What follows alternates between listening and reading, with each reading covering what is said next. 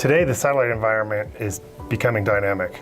There are vast innovations on the satellite layer in space as well as the ground station layer. Today's static environment looks a lot like satellites, which are statically defined and were launched many, many years ago. What this means for today's existing platforms is those satellite connectivity layers to the ground system require a fairly static set of RF configurations backed by a very specific set of hardware purpose-built modulators and demodulators tied to compute-based packet processing engines. What this means for us today is that it's very difficult to change the configuration of the satellite based on business demands, seasonality, or other factors. And when I make changes to the satellite layer, I actually have to come in and change all of the hardware configurations or even provide new hardware for these configurations. So when I sell services to a customer, it becomes very difficult for me to change the entire end-to-end solution back down to my terminal, where I actually want to provide services to the end user. As we see the space layer innovation happening, the next thing that's happening is our satellites are becoming software defined.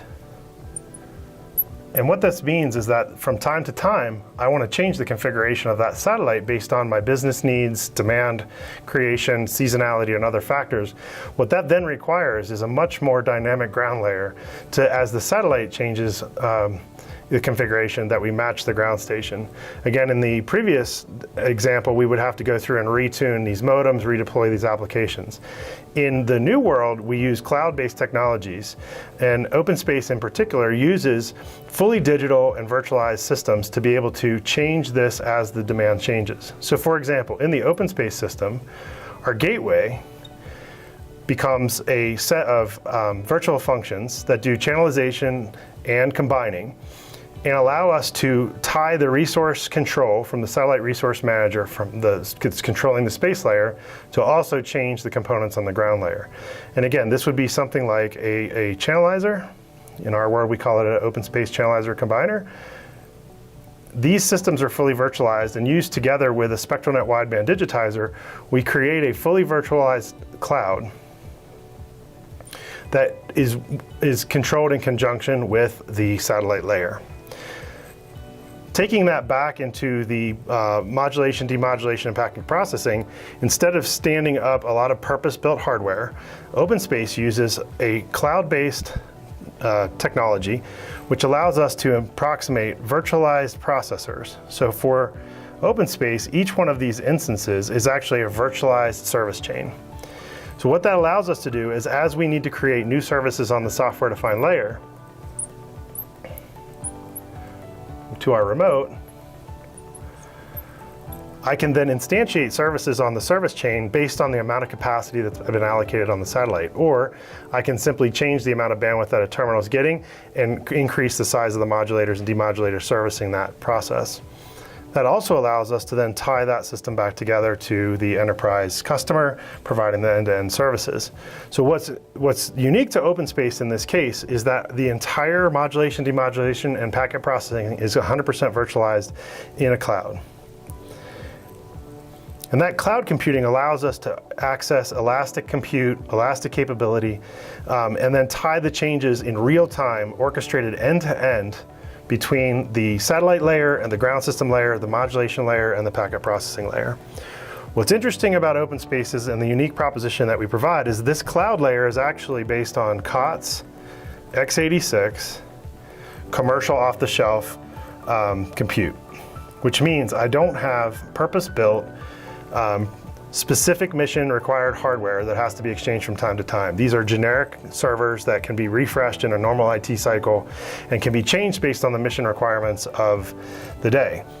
So I want to take a second and talk about how we would actually show the dynamic creation of services in conjunction with the dynamic space layer in our next section. So now that I've shown you how a dynamic space layer and a dynamic ground layer can work in conjunction with each other, let's talk a bit about some of the reasons you might want to do that and what the value of those systems are to your business. So the first thing we can see as we describe the capability is, one, I can have a dynamic service creation. Meaning, if I have a customer that calls me and they want a capability of a system that I may not have today, I can analyze whether my spacecraft can support that configuration in the area of their need. I can dynamically change the configuration of that satellite to meet those requirements. The ground system will adapt to those, and I can then automatically provision those services in the virtual cloud within the OpenSpace platform to enable my customer to deploy that service that they wish. Because we don't always know what the services a customer may need, OpenSpace also provides support for multiple satellite topologies. In this case, multiple topologies. In this case, we can, deciding on how the customer wants to run their operation, we can deploy SCPC services or virtual hub services using FDMA technologies or TDMA technologies.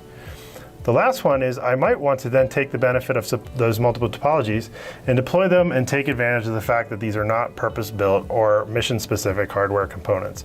So specifically, we're able to deploy these dynamic services with our multiple topologies on generic, non-purpose-built, x86, commercial off-the-shelf servers. What this allows me to do is then balance the needs of my network and the needs of my private or public cloud to those services that I need to create. Lastly, these things done in conjunction offer fast time to revenue for a customer who's looking to support services in a new and emerging market or changing their business based on seasonality or changes in demand. For more information about OpenSpace satellite communication solutions, visit kratosdefense.com/satcom.